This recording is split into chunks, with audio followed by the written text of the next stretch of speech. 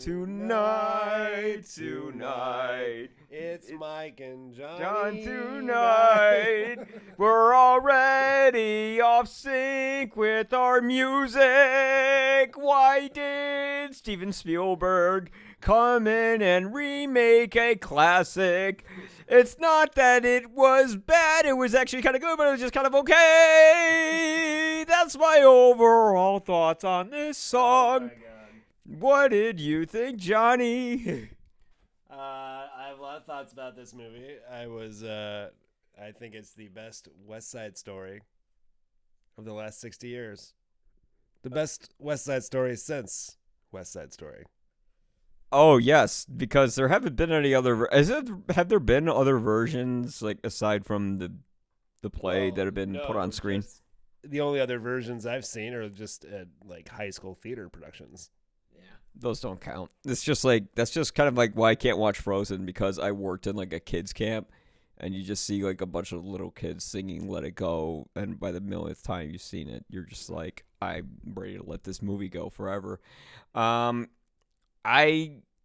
It's funny when I'm watching this movie. There's really nothing that it does necessarily wrong.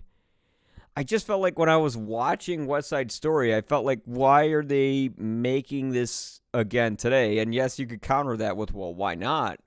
But the answer is, to what purpose does this movie exist other than giving a contribution to Steven Spielberg's father, which, at the end of the movie it says, for dad. I don't think that's really a spoiler. But as I'm watching this, I'm going, these scenes are effective, but I can't help but have the images of the original film in my head, which it's funny, like I'm not necessarily like married to the original film. I just saw it for the first time straight through, I should say. I've seen it before, but not straight through, but for the first time straight through yesterday. And you just keep going. Okay, so I know what act is going to happen here. I know this is the scene where they get in a gang fight. I know this is the scene where this happens, where that happens. We all know the plot. Aside from making Rita Moreno the store owner in the shop that Maria's sister gets raped in. I mean, it's not really a spoiler. This movie came out 61 years ago. I wasn't really. I thought it was good, but it didn't seem to translate very well to 2021. It's kind of like, is anyone really gonna like pay money and go out and see this? Like, I think this is a great movie that maybe your grandmother will love or maybe your grandmother will hate because she'll say that's not like the way it was. But I don't know.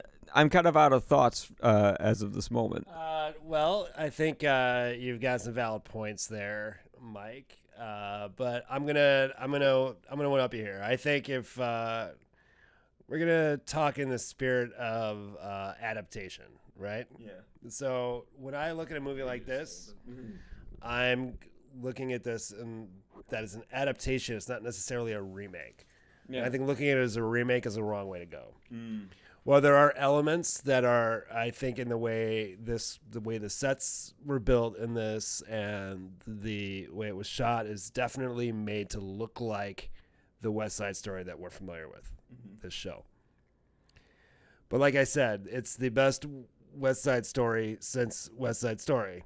So I don't think Spielberg and company or whoever are sitting there and saying, let's try to make it better, right? I think they're like, let's see what we can do and just take our take on it. Because for the last 50, 60 years since this show came out, I'm not really sure the history of West Side Story, if it played on Broadway or whatnot before it was a movie. I think it was on Broadway. I mean, I think it was Sondheim, Leonard Bernstein. They made it to be a movie. I think I wouldn't know the history around it, but I'm gonna guess it was originally a play and then a movie. Right. Yeah. Okay. So, regardless, I think I can't recite the review exactly, but I've always been a big reader of Roger Ebert. Roger Ebert had a review of a movie that had been adapted from a play 1,000 times. Maybe it was like August Osage County or something. Just like we've seen it as Steppenwolf, and now it's a movie. And I think he compared it to like, okay, so we have this ensemble, we have these people who are doing this show again. They do it in the stage, they do it in a movie, and then 20 years later, another ensemble does it on stage and does it in a movie, right? So like, it's a remake, but it's also just another adaptation of that work, right? There could have been different versions of this. I went earlier this year, I went to go see In the Heights, Lin-Manuel Miranda's original show. He did not direct that. And if there's more time to talk about Tick, Tick, Boom, which he did direct, I would be all about that show. In the Heights I walked out of. I thought it was bad and racist. And then when I went to see In the Heights, that's why I walked out. I don't know. Maybe it made up for itself. But I was expecting that I thought In the Heights was going to be sort of like a West Side Story sort of deal, like really romantic and like would be inspiring. And it was just left me feeling really cold and offended. And now this year, my 3 favorite movies of the year are now musicals. And I think West Side Story, Spielberg's adaptation of West Side Story it's a piece of artwork. It has adaptive elements where they've matched some of the cinematography, some of these harsh shadows, some of the set design, etc., to give you sort of this familiarity. But they brought you in a little bit closer and a little bit. I think there's a little more character and depth. And the Jets and the other gang. I don't know what was the other. Did the other gang have a name? The Jets and the Sharks. The Sharks. So the Jets and the Sharks. They gave everybody a little bit more depth, I think.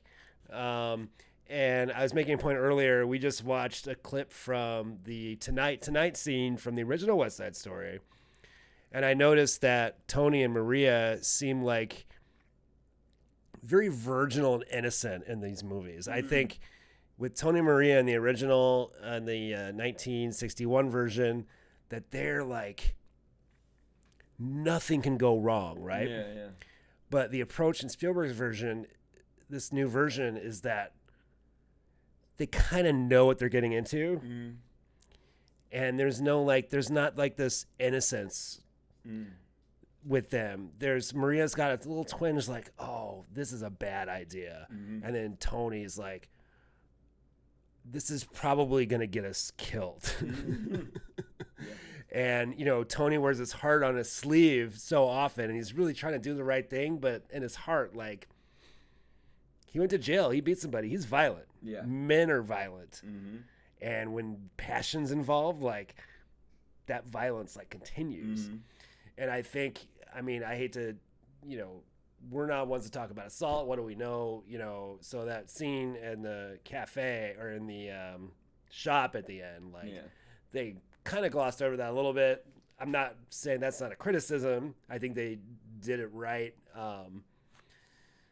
I don't really remember that scene in the 1961 version, although I'm sure they didn't. That movie was rated PG. There was nothing crazy in there, but it was kind of the same way where it was almost like a dance when they assault Maria's sister, Anita. Maria's sister-in-law. Is it? Did her they brother, change her name? No. Her sister-in-law. Yeah. Yeah. Well, they're not. I don't know if they're married, but it's a woman that lives with them and is dating her brother. Her brother is the one who was killed. Yeah. Well, that all happened in the original, but no, I did like how the scene in the diner plays kind of like the same way. The only thing they added was that, like, instead of the old man who was there, we have Rita Moreno, who played Anita in the original version. And I thought that was kind of a nice casting decision. They definitely add a lot of emphasis to her character because, one of the surviving members of that cast is still alive and well. Rita Moreno is kind of like immortal. Like she like barely ages. It's incredible. Well, so is Russ Tamblyn and Richard Beimer, who were in West Side Story and also famous for their roles in Twin Peaks. Yeah. We can talk about that another time. Yes. If you want to know anything David Lynch or Twin Peaks, contact Johnny Lange. He will probably talk for about 2 hours about it, but is interesting when he talks about it. So, fun fact, I'm questioning myself because the song in West Side Story, Somewhere, is probably my favorite song in the piece. Tom Waits has a great cover on his record Blue Valentine. Introduced me to Tom Waits. Love this movie. Love this song. And you will be surprised the changes that happen with the way that Somewhere is delivered. And now I have verified that in the 1961 version that it is sung by different people. Oh, really? So the original, but do we know in the remake if it was sung by different people as well? Because here's the thing with every musical, even Tick, Tick, Boom, which was probably my favorite musical of the year. There's like so many musicals. And there's a lot of musicals. That's my favorite one so far. Tick, Tick, Boom. Mm-hmm. Yeah. West Side Story. And a musical I walked out of because it was so horrible. Oh, yeah. In the Heights. Yeah, well... my opinion on it has kind of been changing over some time. I think I gave it too much hype because it was like my first movie I went to in forever, since like Tenet, and that wasn't a very pleasant experience. I did some of the cinematography. Here's one thing I really thought they could have done, because there's nothing in this movie that really stands out on its own other than being a little more grounded. Some of the sets look a little more realistic than just like sets because, it's 1961, so everything looked a little dressed up, and especially, with all the dance pieces that sort of complemented sort of the wooden architecture of those old sets. But I was just thinking, if they were to make this movie, I really would have liked to have seen it shot in a single take. Not literally, like, they do sort of what they did with Birdman and hide some cuts and stuff like that. But if you really want to match the choreography to that dancing and blow me away and have this movie stand out on its own, it should try to, like, do something that's very unique and its own. But I understand why maybe they didn't do that. Maybe that was too much of a challenge for Spielberg. Is that an option? Yeah. I mean, no one's talked about it. I'm the only one who talked about it. Well, I would like to see a version of West Side Story done in one shot. That would be amazing. But you know what? I said this earlier to the guy that works at the bar at the AMC River East where they hosted the screening last night. And I said to him, if anybody has the film like street cred to remake West Side Story, I couldn't think of anybody but Steven Spielberg to do that. Oh, absolutely agree. Because Steven Spielberg is like that was the name for how many classics does he have? Like, if we were even counting, we couldn't even remember.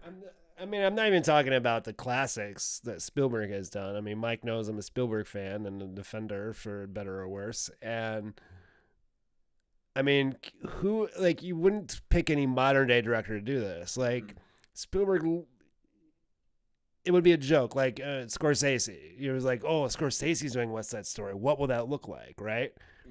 Yeah. But then you hear that Spielberg is doing West Side Story. You're like, oh, well, if he's doing it, then that's acceptable.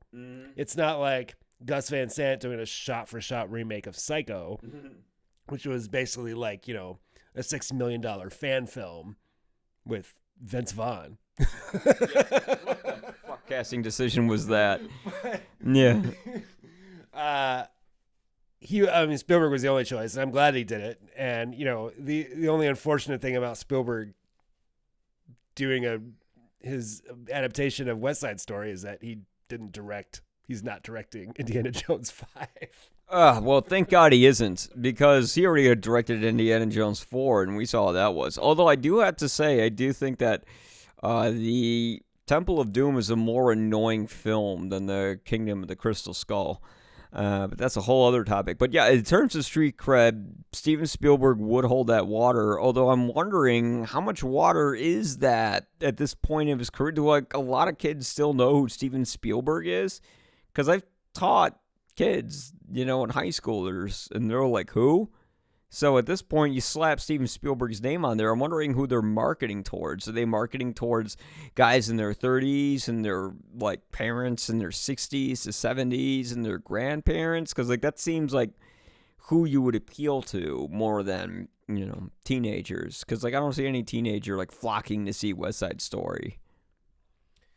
I I think that this movie is a shoo-in for an Oscar nomination, if not the Oscar for Best Picture this year. Am I saying that this is the best picture this year? No. But I'm saying that it sort of hits all the hot button targets of the conversations from 2021. And I think I don't know if it's Spielberg's best since the last time he won an Oscar, but I think it's definitely in the ballpark there. I would not be surprised if this won Best Picture this year. I would be very surprised if it did. I don't think. Yeah, I think it'll get nominated, maybe, because it's Steven Spielberg's name. It's just like all the other years there were nominees where you're like, why is that movie nominated? Oh, because that guy's behind it. I'm saying it's not my vote. I'm saying that I wouldn't be surprised if it got nominated and if it won. I don't think it'll win, but yeah. I wouldn't be disappointed. I wouldn't be like, oh, well, that was an obvious choice. I'm just saying this is the obvious. I mean, it seems like the obvious choice. Well, sure, there's pathos you can draw between tribalism and sort of inequity between the class systems of the United States. But how this isn't touched upon with so many other films that are probably a little better, I don't say, because again, this is the same stuff. And if we look at like just some of the best movies I've seen this year, if I even just like pull up my top 10 list so far, like, I mean, we got Licorice Pizza, we got Passing, Spencer, Tick Tick Boom, The Last Duel, Come On, Being the Ricardos, Power of the Dog, all I think far more memorable films, because here we're just seeing something that was fantastic for its day and is repackaged, and I don't mean that in a cynical way. I mean it more in terms of, and this is a good update. I like the fact that the cast isn't whitewashed. It's they not only have because I think they stem from Puerto Rico in the story. Puerto Rican cast actors or Colombian or that, although those are completely different regions of the globe, I'm aware of. But anyways, you don't have a bunch of white people. Later. Yeah, it doesn't matter. We just came back from the movie. Give us a break. But the point is that we don't have a bunch of white people cast. Like, you don't have Natalie Wood, who's playing Maria. This time around, the girl who plays Maria, as you were telling me earlier, Rachel Zegler. So she's Colombian? Yeah, she's Colombian. So still, but at least now it's not that, and at least they're not taking. Because I was thinking this when I saw the original, Rita Moreno's character in the original. She looked like she had like a spray tan on her to make her look even darker than she is. I'm not touching this one, Mike. I mean, I'm just saying, like, I'm not the one who brought it up. Another critic brought it up as well. Because unless, like, Rita Moreno, like, Michael Jacksoned herself, I don't think... Rita Moreno is definitely Puerto Rican. Okay, so she's definitely Puerto Rican.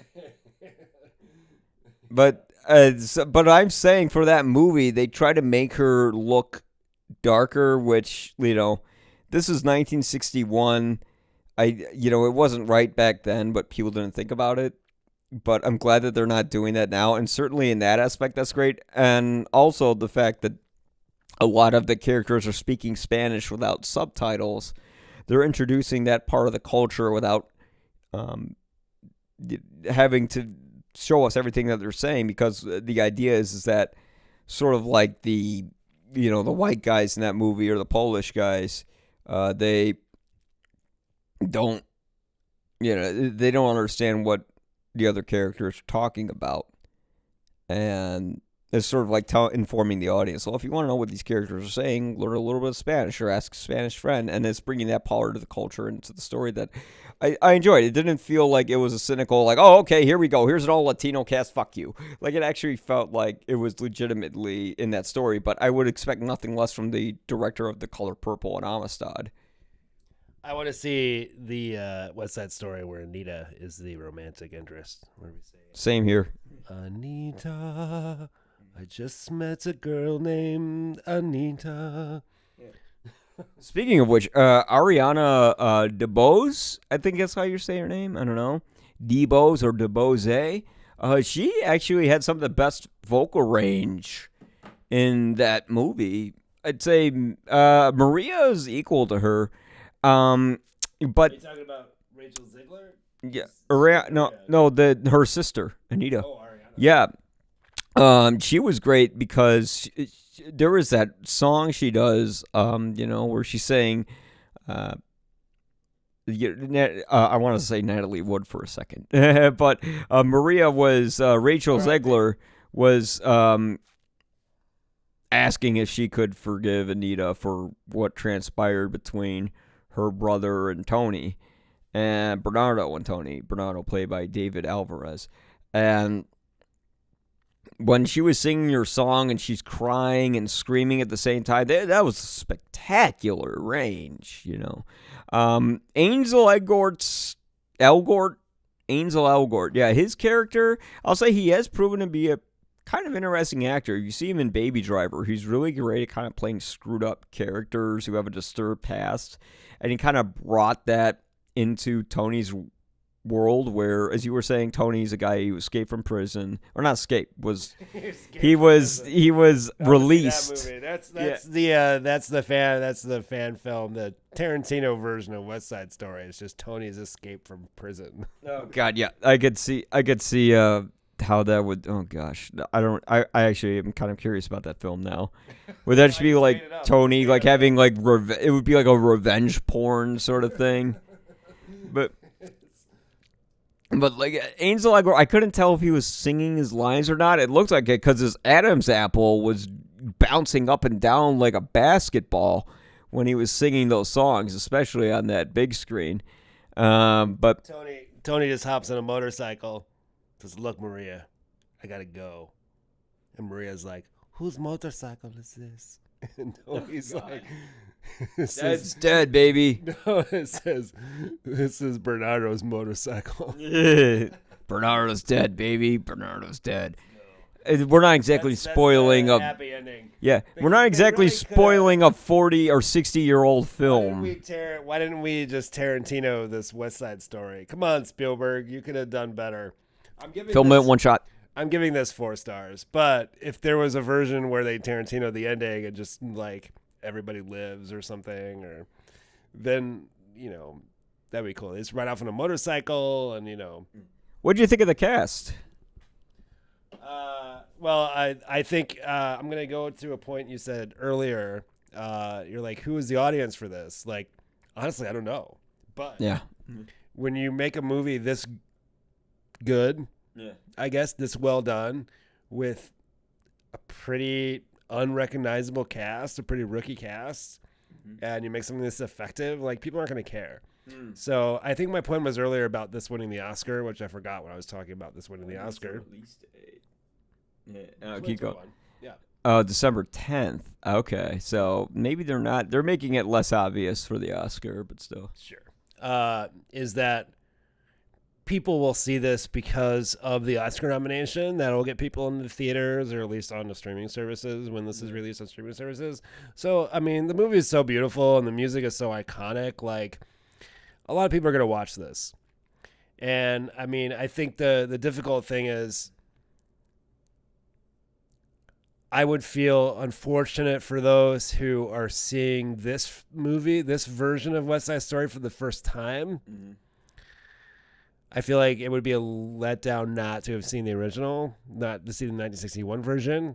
But also, I think that this is done so well that it would almost be okay for a new generation to experience the movie in this way, where the colors are brighter and bolder, the music is louder,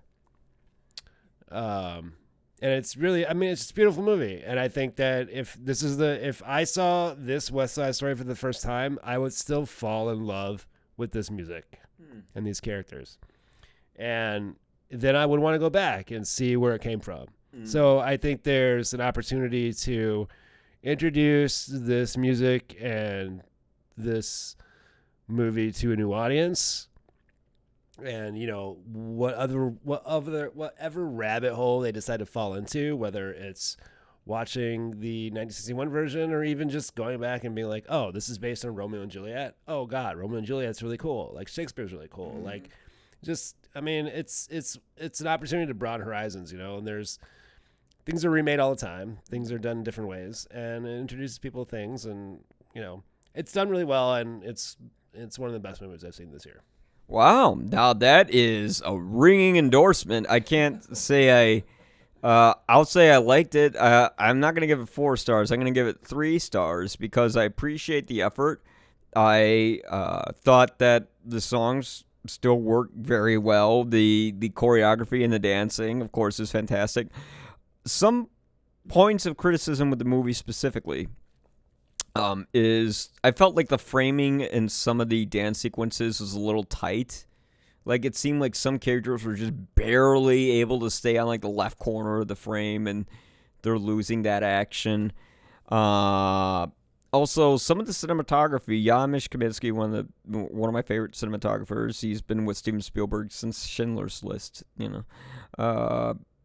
his blue sort of, like, there's this thing I've seen a lot of filmmakers using now, like the blue color grading takes away from a lot of that vibrance that you saw in the original film, where the movie's more gritty visually, and also there's a lot more fighting in it, a hell of a lot more fighting than the original. Like, people are like beating the shit out of each other in this film. It's great.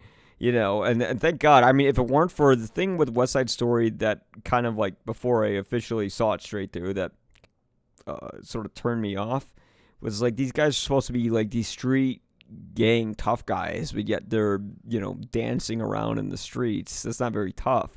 But then again, 2 people get stabbed in it and someone almost gets raped, so the threat of violence is certainly there, and it kind of makes them even more screwed up in the head when they're dancing while they're killing and raping people. But 3 stars for me. I just think it just doesn't have that kind of wow factor that the original does. Or you go, wow, they did those. That's incredible. They did those moves. But certainly, I do feel that it's, if you're a young kid, you're coming into this, it certainly doesn't take anything away from the original. It respects the material. It's, I think, down to the length, exactly the same. The new version is 2 hours, 36 minutes. The original version is 2 hours and 33 minutes. Wow. That's the perfect length for a movie. Well, I think I don't think there is a perfect length for a movie. It's all dependent on the film.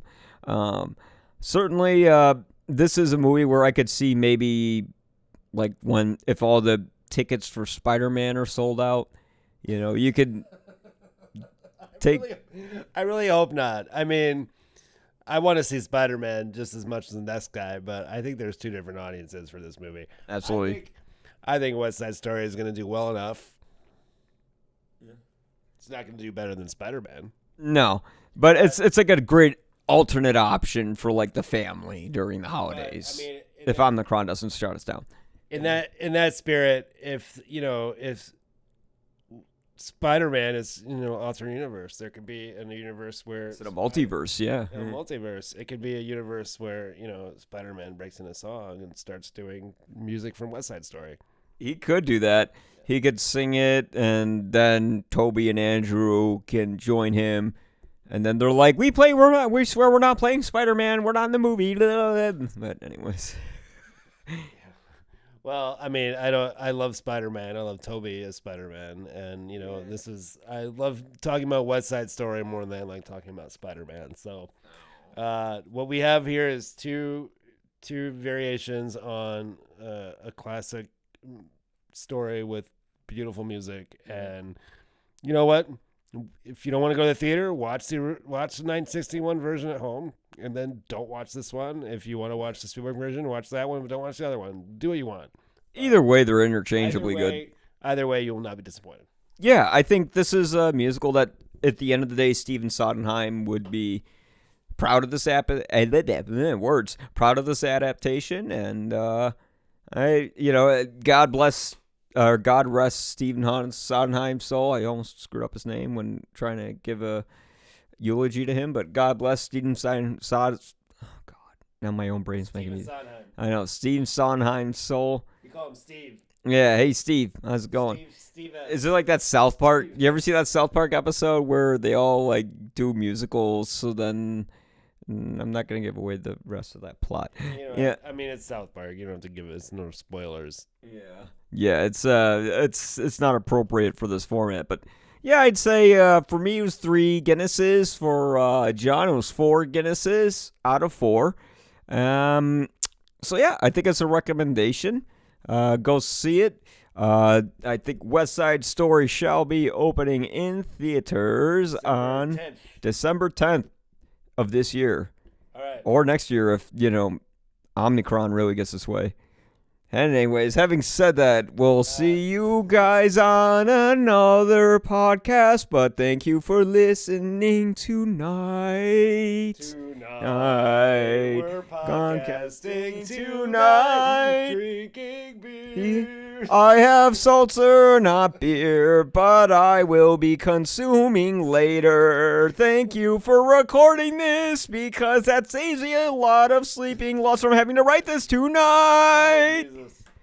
All right. No, actually, this is a great perspective, great fresh perspective, and it was good. I'm glad I got to talk to other people about it because I didn't know how I felt, and I'm like, I don't want to just not give it a fair shake. And I feel like, yeah, it was okay. I just kind of don't understand why they're making it, but at the same time, having said that, they did make it, and it was okay. It was all right. Why not make it? Yeah. Why make it, but why not make it? Exactly. That's how you should always go. That's a good bookend. That was an essay. It was essay. Okay, we really need to stop. Yeah, we're tired. We're very, very tired. Okay, thanks a lot, guys, and hopefully you'll probably agree. And if you don't, let me know respectfully why. John, where can we find your material at? You can search me up on Johnny Lange Films on Instagram and on YouTube. All right, excellent. And if you're a David Lynch fan, he's a David Lynch fan too, and you'll be able to tell. And God bless him for it. Of course, you can check out all my stuff at ypareviews.com and anything, Instagram, Twitter, blah, blah, blah. YPA, that stands for You'll Probably Agree, YPA Reviews. You can follow me there. All right, thanks a lot, guys.